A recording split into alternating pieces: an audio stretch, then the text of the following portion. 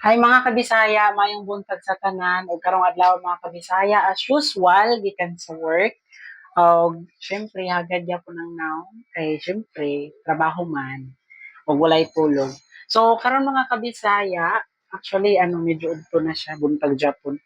Kaning magkuan ko mga kabisaya magluto og manok mga bisaya. Kabisaya actually manok lang siya nga kanang ginapalit sa market dire sa Manila kay syempre may mga manok diri nga Bisaya kaso lang sobrang mahal mga kabisaya. Mahal kaayo so wala tay ka afford kay dili man ta kwartahan ano man ta pigado man ta mga kabisaya. So actually mga kabisaya nagpa-prepare ng akong lutuonon gibaligikat nako. Ang lutuon nako karon mga kabisaya is adobo.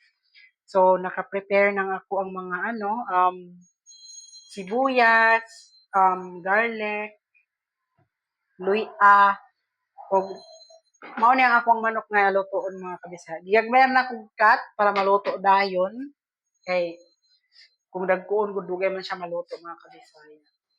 So karon mga kabisaya akong ipakita ko sa inyo kung nga mag-ano na ko mag mix na ko sa ako ang lutoon. Okay? So balik lang ko mga kabisaya, wait lang. So ayun mga kabisaya, actually naghugas ko sa kalaha. Yan, ang kawalahan na diya ko magpanlutog adobong manok. Actually mga kabisaya, dugay na kayo kung wala kakaon og mga native na chicken. But actually mga kabisaya, excited ko this coming April. Abangan niyo ako mga video this coming April kay mag-update ko sa, I mean, mag-video ko sa amua sa probinsya since nga may wifi na dito sa amua. Every day nga kung ano ginaobra ko sa bukid na mo ipakita na ko ninyo like mag-ani humay, niyon anak manggalab, mag-tracer, mangalot og kamote. So actually mga kabisaya nakaplan na siya. Ang nindot na gud sa bukid mga kabisaya, labi nang kuan kaning manok nga Bisaya dito sa amua or manok nga native dito sa amua ginakuan lang na siya. Naami buhi. In short, kung gusto mo magkuan magkani ang tula og manok nga Bisaya pero tinindota kay mo dako pra man kari sa tugaran nimo saburon na imong manok tapos anuhan kaniyang madakop ka para lutuon niyon ana. Diri mga kabisaya kuan ang manok diri gud kanang basa man siya unod ba. Except siguro kung mag-Jollibee ka nga ana medyo uga-uga ang kuan ang chicken diha pero kung ikaw magluto like for example ano nagkanang di nimo wala pa kabalo kay sa mga panakot ningon ana kuan siya last eye siya. Unlike sa mga native na chicken manami ig mga sabaw, nami mapadako jud imong kaon kung sa baga biskan bahaw. Yun ana. At ang nami pagit sa mga bukid, diri sa Manila actually mga kabisaya, dali ang kwarta, dali po kay gastuhon kay mahal man kayong palaliton din sa Manila. Ang nindot po sa probinsya, labi na sa amua, ba amua dapit.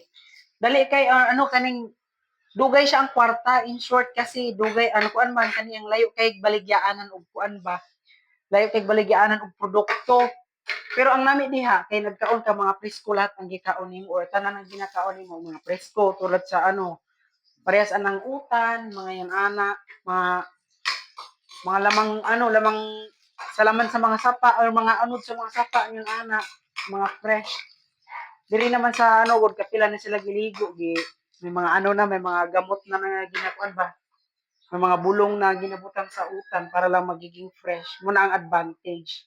So maulan ni akong mga kabisaya actually ipakita na ko niya ang luto or unya para mga kabisaya so nagisa ko while nag-istorya pa.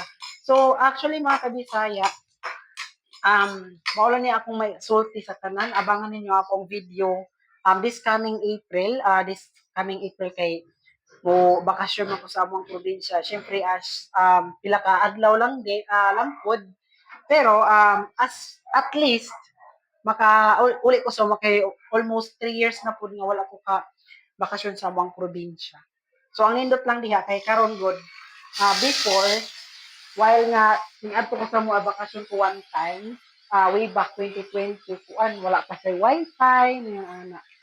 So maybe karon if ever makapuli ko puhon makaluod sa Ginoo maka-upload na ko everyday. So maadto man lang ko wifi hulog-hulog man lang. So maalon to mga kabisaya I hope dili mo magkani ang kuan ba dili mo mapulaan maglantaw sa akong mga video, although boring akong mga video, pero syempre, this is only for advices and sharing for the experiences here in Manila. So, actually mga kabisaya, maulan ako masulti, amping sa kanunay mga kabisayaan sa sulok-sulok ng mundo. And ampo sa kanunay, trials is not the reason to give up. Yan lang mga kabisaya, happy Saturday. Bye-bye for now.